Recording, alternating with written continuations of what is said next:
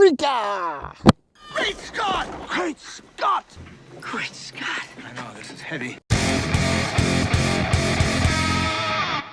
This is the way. Hey everyone, welcome back to the Chopperfett channel. My name is Britt. We make the motorcycle videos and motorcycle vlogs here on YouTube.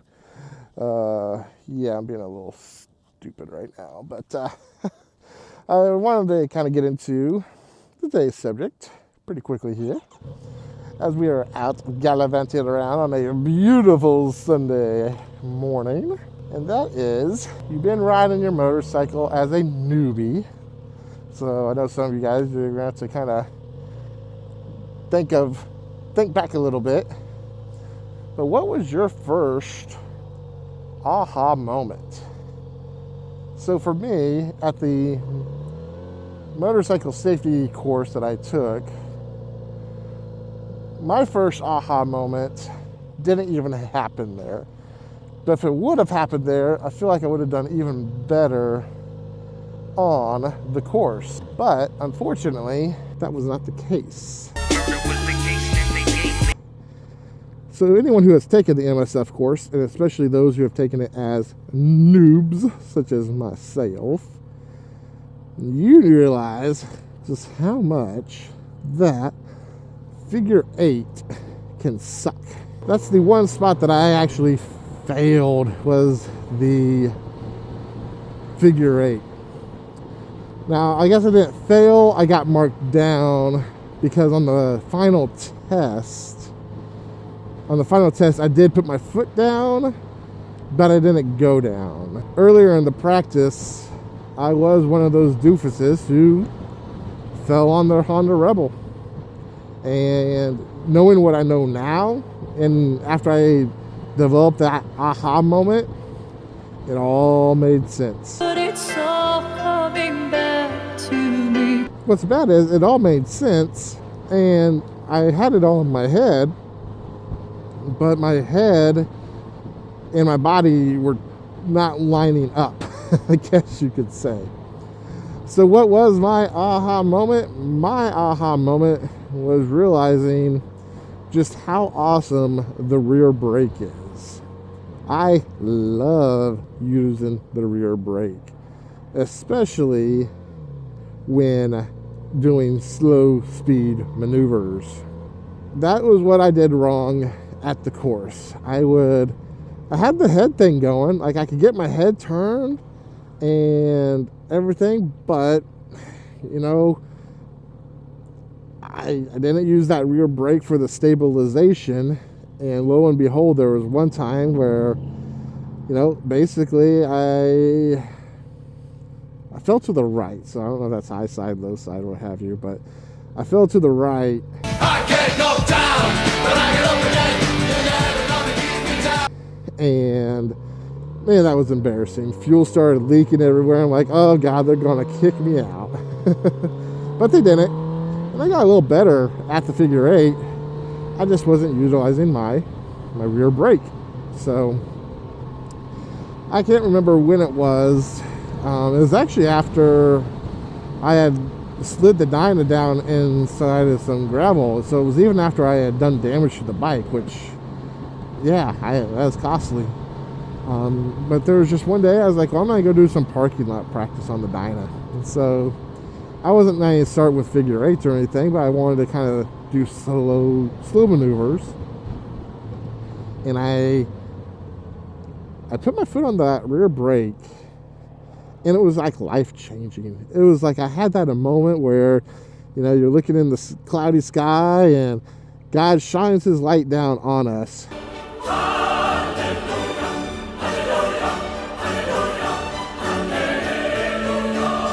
And he's like, you see, you idiot? That's all you had to be doing.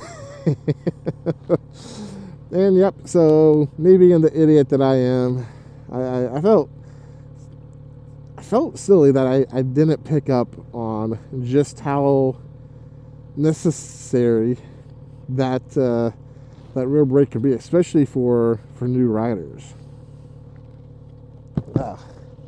Trying to think of some other moments of, you know, that motorcycles in. So I guess another one for me would be I was riding through the Gardner Twisties. So this one was within the last couple of years even. And I've always been spirited when going through corners. But all I was doing was what the safety course told me, which was look where you wanted to go. I didn't really apply any sort of fundamental practice beyond just looking where I was going. I didn't, utilize any sort of body shifting or anything like that. Now, again, in MSF, they teach you should be using your body to shift your weight around. But I don't know, there's just something like me dancing like that, it just it never picked up quite right. But I remember on the my Gardner Twisties, I just watched a video, I can't remember who it was now, and basically it was counterbalancing the bike through like a turn or through like a curve. And at this point in my riding career, I was comfortable enough to go ahead and start doing some experimentation on the road. She blinded me with science. I probably wouldn't have done this as a new rider, and it's not like an advanced skill, but hear me out. So we're coming up on a slight little S-curve here, and this is the one that I recently have picked up on, and it's been kind of a game changer for me. It's really allowed for a lot more enjoyable experience through the twisties. So when I get to the speed that we want, and instead of just leaning my whole body, I'm just basically, I got my body twisted there. So see, I was leaning my body to the left and going to the right. Now I'm doing it the opposite here.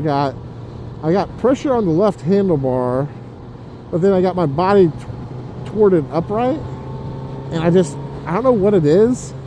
It keeps my line perfect every single time. And I think obviously I could get much lower because I'm not dragging peg or anything like that, but there's just something about this technique that I have really enjoyed over the past year. You see, I'm just keeping my body kind of leaning in the opposite way, and there it was, just as simple as that. Now, slower speeds, I do tend to go back to the rear brake and lean a little bit more, but technically you can still do it here. So here I'm going to do it. Yep, I'm going to cut that off right there, and go Gadget Kawasaki.